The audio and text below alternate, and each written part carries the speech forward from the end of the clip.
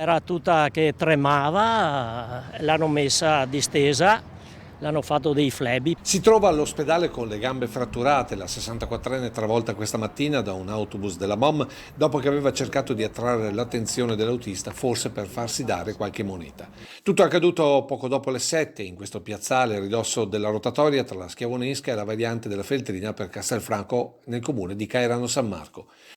E le macchie di sangue sull'asfalto testimoniano la drammaticità dell'investimento, con le gambe della donna stritolate dalle ruote del mezzo pesante. La conosco molto bene. Ecco, ma come mai era qua alle 7:20? Ma è sempre in giro, camminando, chiede qualcosa a qualcuno, autisti così. E si vede che stamattina la corriera l'ho vista qui davanti ai garage nostri qua. E si vede che l'autista avrà fatto una manovra, non lo so, l'ho vista quando è tornato indietro e è arrivato l'ambulanza con l'automedica. La corriera, un rinforzo della linea 112, era vuota e stava partendo per raccogliere gli studenti verso gli istituti di Montebelluna.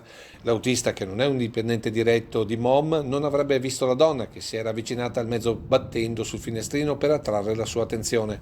Pochi secondi e la 64enne è finita sotto alla ruota anteriore sinistra del mezzo. Immediati soccorsi prima del conducente e poi dei sanitari giunti immediatamente dal vicino ospedale di Montebelluna. L'hanno alzata, ho visto che avevano le gambe alte, distesa, e coi flebbi, con il flebo che teneva l'autista anche. La 64enne vedova con 2 figli adulti ora si trova al Cafoncello in condizioni serie ma non in pericolo di vita. Sul posto per i rilievi i carabinieri di Montebelluna.